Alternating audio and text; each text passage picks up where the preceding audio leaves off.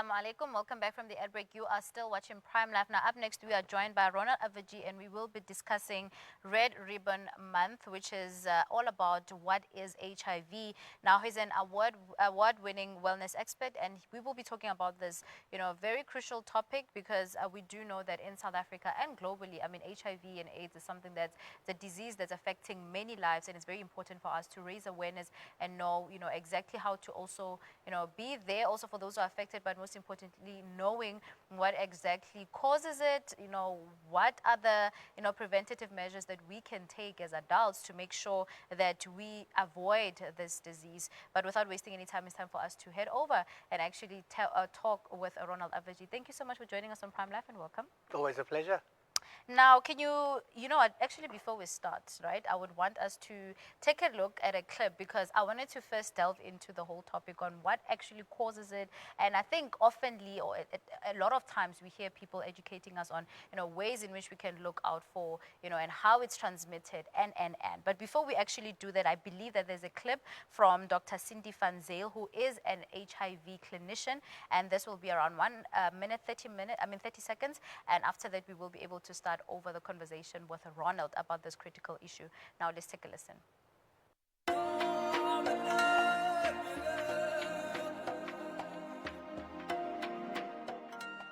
HIV stands for Human Immunodeficiency Virus. So this is a virus that infects your CD4 cells, which are very important cells of your immune system, and they destroy these cells and they weaken your immune system in the process. So HIV is transmitted sexually, primarily transmitted sexually. It's also transmitted from mother to child during pregnancy, labor and delivery, or breastfeeding. You can also get HIV from blood products, but that's very, very rare, especially because we screen our blood products well.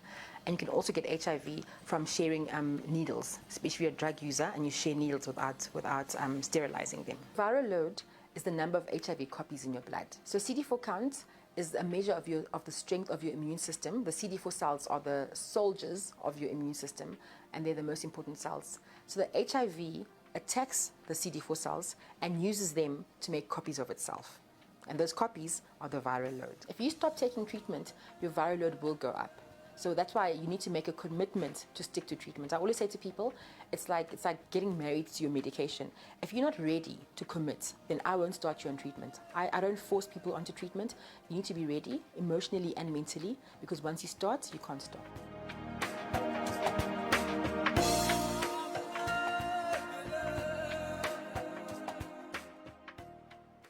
That was a very interesting clip, which brings us back to the conversation with Ronald. Ronald, with her, she mentioned, the most common ways in which people can get transmitted with HIV. Now, I want us to discuss the most common misconceptions around how people can actually, get the virus. My heart is sore when I watched that video of Dr. Cindy, because she passed away a few years ago. She was known for her amazing work in the HIV field. And what I love about that video is that it shows you that the fundamentals are still the same. What she spoke to is absolutely still true today. There's advances that have happened, and that's what I love about that clip, in that she spoke to that truth. When we look at some of the myths and misconceptions around it, we know that many people, one of the most common ones for me, Aisha, is when people say, oh, I can see in your face, you've got HIV or AIDS, I can see it. No, you can't see it. No one's got glasses that can look at that, no matter how meta these glasses are. A face does not show because it's an internal issue to do with your immune system, right? And what Dr. Cindy mentioned is that many people utilize the phrases, and there's another myth, of HIV, AIDS, interchangeably. And we know that HIV is human immunodeficiency virus. It's a virus that attacks the CD4 cells in the body, and the CD4 cells are like the generals of your immune system. They direct how your body fights infections.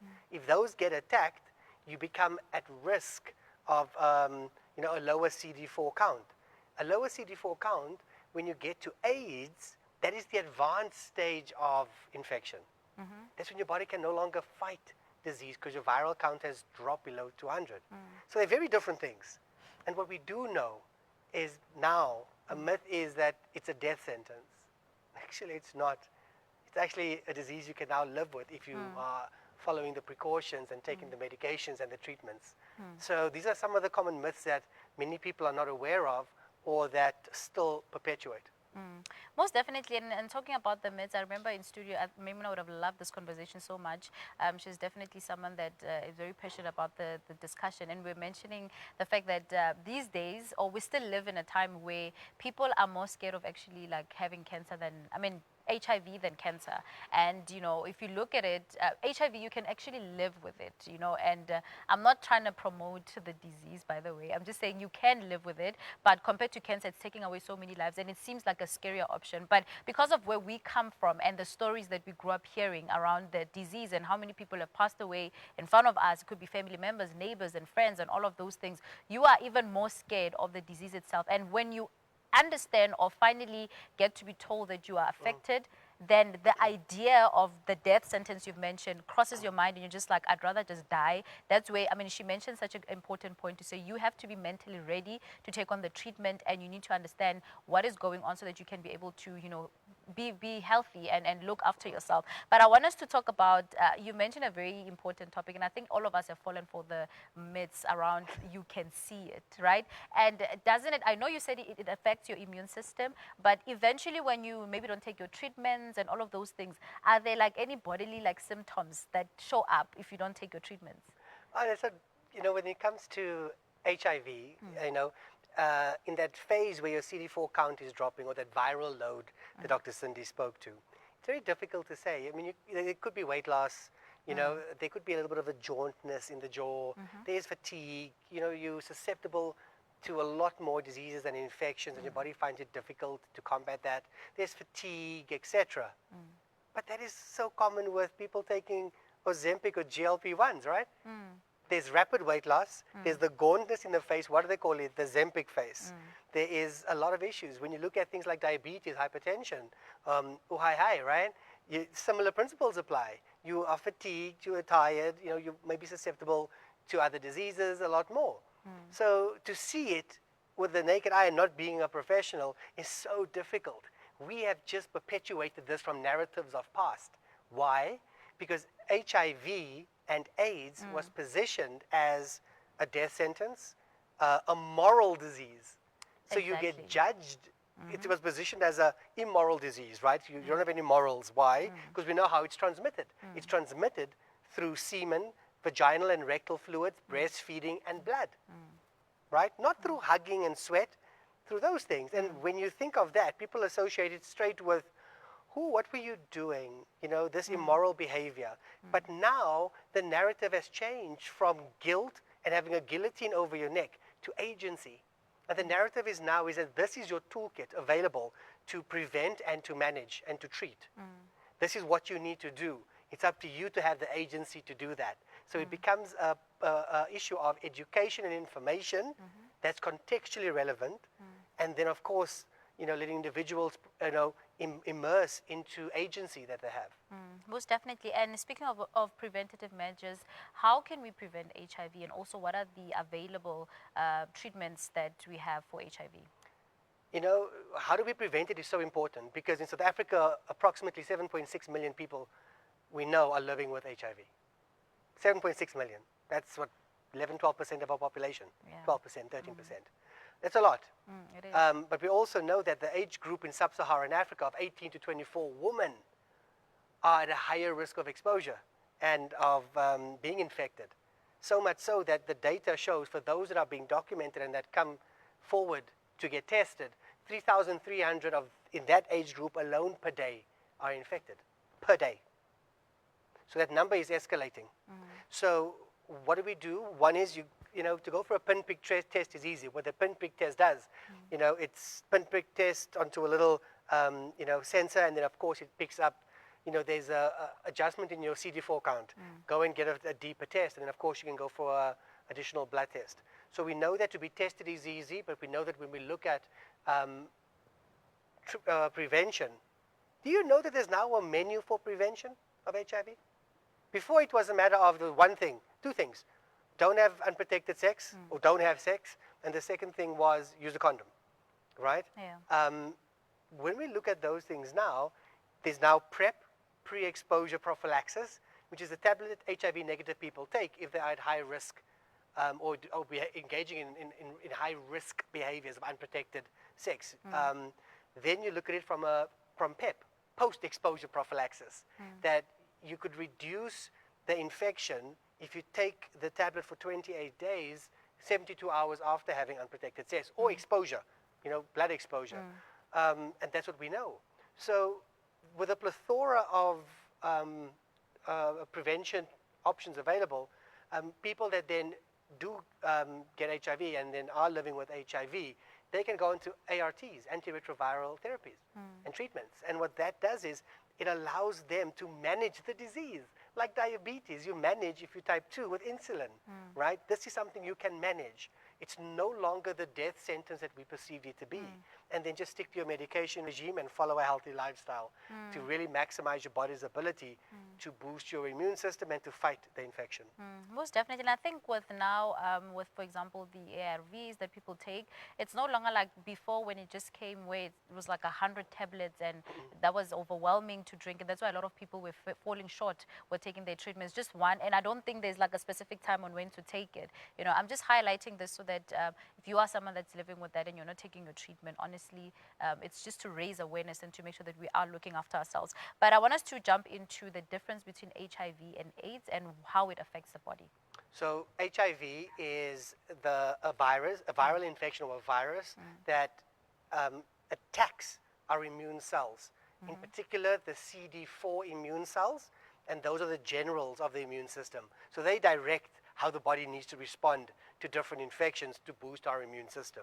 If that gets impeded, your body no longer has the mechanism to fight off simple diseases. Or when I say simple, I mean diseases in general. So you're at higher risk of pneumonia and diseases that we, with normal CD4 counts that don't have HIV, we can ward off. Yeah, we get flu-y, we feel tired, but in a week or so, we've fought that with our immune system. AIDS is an advanced stage of the infection where your CD4 count, which is the measurement, which is the immune cells in the body that this virus attacks, drops below 200, which means it's at levels where the chances of you fighting off diseases or infections are minimal and next to none naturally. So that you actually succumb to those diseases. And when I say succumb, I mean bedridden, hospitalized, and then death eventually. So that's the biggest difference between the two.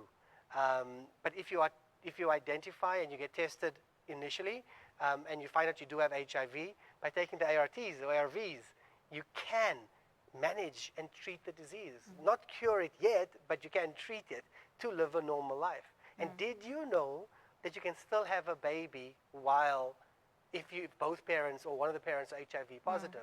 Because the mom will go into ARTs, ARVs, and then so will the baby as they're born, and just don't breastfeed. Manage your lifestyle, don't smoke, don't drink alcohol, and live a healthy lifestyle. It is possible.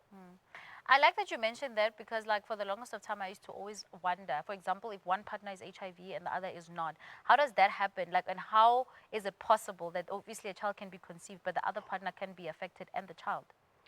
Again, it's to do with the ARTs and the ARVs and the science that is then happening with that. So what happens is that, yes, the baby might be exposed, but just like if you take your post-exposure prophylaxis within 72 hours after either unprotected sex or having exposure to infected blood, you can decrease your risk of getting that infection by 99.9%. Now, Dr. K is an amazing specialist when it comes to HIV based in Garden City, and I chatted to her once and a couple of times, and she says that if you can get the virus, the viral indicators, the viral load to undetectable and untraceable levels, it cannot be, it doesn't impact your body the way that we perceive it to be. Okay. So it's about dropping that viral infection to undetectable and untraceable levels, and that's with the medication. So when you get pregnant, there might be a risk. Yes, there is a risk. But with the now medications and the treatment that the mother will go on, and as the baby is born, you decrease that to negligible levels. And for the partner, does it mean that they always have to be taking PrEPs? Yes. You don't stop your medication, right? Not PrEPs, you do all your ARTs, right? Yeah. So, no, not the one that's affected, the one that's not affected. So what they do is, when you look at PrEP, so pre-exposure prophylaxis, yes, you stick to that because that is for people who are, if they're negative, they take that. Yeah. Yes, they do. And if they're not negative, well, then you can't take that, right? And you've got to shift over, not even into PEP, you've got to shift over into the ARTs, ARVs. But the one thing I want to caution people on, just because there's now a plethora of opportunities available on prevention, wearing a condom is still one of the highest forms of prevention of transmission. Okay. PrEP and PEP, we know that. But you might say to yourself, but if I've got PrEP and PEP, I can have unprotected sex. Yeah. STDs are also spread through unprotected sex. that's So you might stop HIV, but you are exposed to these other, and I'll tell you what, gonorrhea, syphilis, these are names itself scare people, but they forget this because they're fixating on, I'm not going to get HIV because I'm taking PrEP and PEP. But yes, you could be at risk of other STDs, which can impact your health and your life as well. And also let's talk about, how we can reduce the stigma around HIV, and also, how can we encourage people to get tested? The number one thing is education, information, and to shift into the agency approach.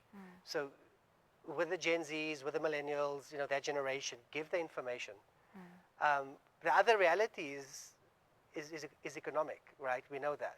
So, how many childhood births are happening, child pregnancies, teenage pregnancies in schools? It's astronomical. A few months ago, I spoke at the South African Principal Association with 1,500 school principals. And the number one thing that they're dealing with, it's money, but it's to do with teenage pregnancies in their schools. And that means that you're having unprotected sex, right, for the economic benefit. And it's not about a benefit, it's about survival for many of them. So my thing would be is education is absolutely critical, important, and delve into agency of individuals. And when you delve into agency and the right education, you shift this HIV and AIDS from being a moral issue into being a medical issue. It's a medical issue we've got to address. It's a behavior we've got to address. If you eat unhealthy food, you put yourself at risk of diabetes. It's not a moral issue, it's a medical issue. If you have too much salt and you're at risk of hypertension, it's a medical issue that can be tackled through behavior, but it's not a moral issue anymore. Most definitely. And lastly, before we let you go, how can individuals support friends, family members that are living with HIV? Don't be judgerig. Number one, if you are judgerig, remember, it's not good, bad, right, or wrong, and we got to view it from a perspective of, have we given that information and that agency to friends and family to be aware of the risk of having unprotected sex, of not taking PrEP, PEP, and using a condom, yes or no? If we have, right, it's not a matter of now, you didn't listen and condone you. It's really about, driving support, because it's a bit too late to go back. Encouragement on sticking to medication, your ARTs, ARVs, that is not negotiable. And also adjusting lifestyle. But be that safety net that someone could come and talk to you rather than deal with on their own. Because like Dr. Cindy said, if that person is dealing with HIV and AIDS, like any disease, you're stressed. You're dealing with a lot of mental drain and strain. But ultimately, when you have the support around you, on people who don't judge you, but who lift you up when you're down and lift you higher when you're up, those are the individuals that can help you mitigate your stress cortisol hormone and really encourage you to embrace agency on managing and treating the condition if you do have it. And I know that I said it's the last question, but one last one before you leave. What advice would you give to young people about HIV? Innately, it's about, when I say to people don't have sex, it's not a reality. I've got to look at realistic advice and input. And my thing would be it's learning about loving and respecting yourself. And I think that it stems from a self-love perspective.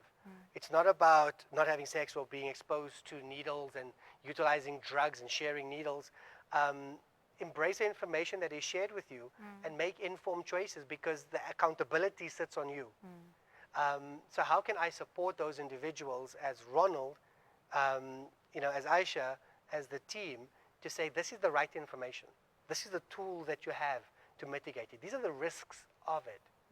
Make a choice. And that, unfortunately, is where it sits. So my thing would be is to create these conversations, to drive it through social media, drive it through circles, not just for the younger population, but also for the older ones who might be still living in that old mindset of the morality of the issue and feel judged and ashamed. So open it up to everybody to really understand and say, hey, I'm not saying it's good or bad, right or wrong. What I am saying is we got your backs. Ronald, thank you so much for sharing your valuable insights and just for reminding us and raising awareness about Red Ribbon Month, HIV. Awesome. Thank you. Thank you so much. Viewers at home, this was Ronald Abvajee, who is our wellness expert, and we were just, commemorating on also raising awareness on what is HIV and AIDS, preventative measures that we can take, and to make sure that we raise awareness as much as possible, especially amongst the youth, and just to make sure that we are all looking after ourselves and we are, living a healthy life and making healthy lifestyle choices. But on that note, it's time for us to head over to a quick break. We'll see you right after this.